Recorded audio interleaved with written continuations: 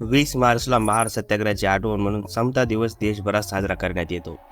हा महाड सत्याग्रह नेमका काय? त्या दिवशी समता दिवस का साजरा केला जातो? महाडच्या चौदार तळ्याचा इतिहास काय? डॉक्टर बाबासाहेब आंबेडकरांनी या लढ्यात कोणती महत्त्वाची भूमिका बजावली?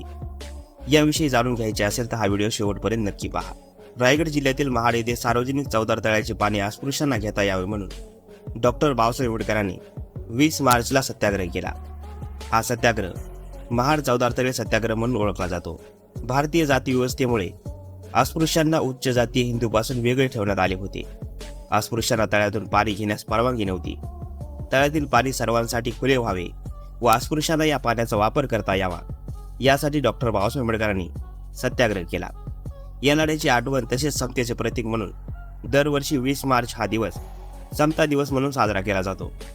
कोकणातील महाड हे शहर सत्याग्रहासाठी निवडले गेले कारण येथे उच्च जातीय हिंदूंनी हे धोरण प्रत्यक्षात आणण्यासाठी तयारी दाखविली होती.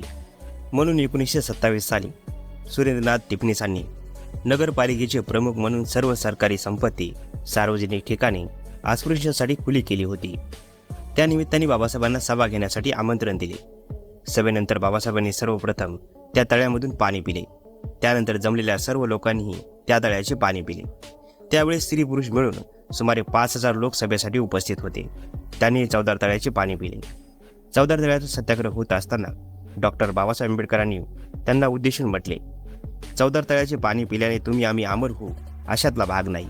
आजपर्यंत आपण चौदार तळ्याचे पाणी प्यायलो नव्हतो तरी तुम्ही आम्ही काही मेलो नव्हतो. चौदार तळ्यावर जावे लागेल ते केवळ तळ्याचे पाणी पिण्याकरिता नाही, इतरांप्रमाणे आम्हीही माणसे आहोत हे सिद्ध करण्याकरिता आपल्याला त्या तळ्यावर जावे लागेल.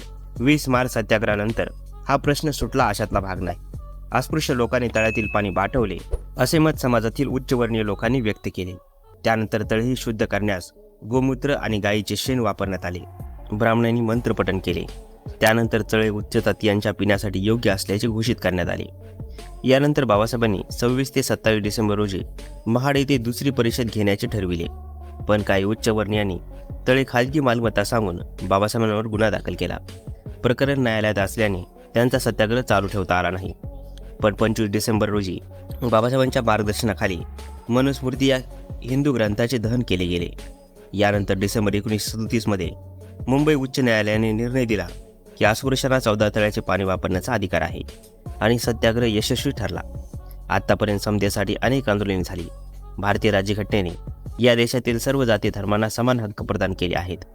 तथाकथित सवर्ण उच्चवर्णीय उच्च जातीय लोकांकडून केला जाणारा दुजाभाव भेदभाव अत्याचार अजूनही संपलेला नाही हे सत्य आहे. प्रत्यक्षात गावगाड्यात आणि छोट्या शहरांमध्ये अलीकडची काही उदाहरणे पाहिली की लक्षात येतं अस्पृश्यतेच्या भेदभावाच्या खानाखुणा पूर्णपणे पुसलेल्या नाहीत. त्या झिरपत हिंसेचं टोक घेत आहेत. स्वातंत्र्यानंतर 80 दशकात पाण्याच्या समान हक्कासाठी चळवळ केली गेली.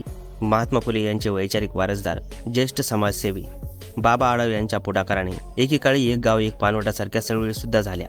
आज पंचायत राज व्यवस्थेतील गावगाड्यात क्वचितच माणुसकीचे झरे वाहताना दिसतात. या झऱ्याच्या प्रवाहात द्वेषाचे निखारे लुप्त होत यातच महाडच्या सत्याग्रहाचे यश म्हणता येईल.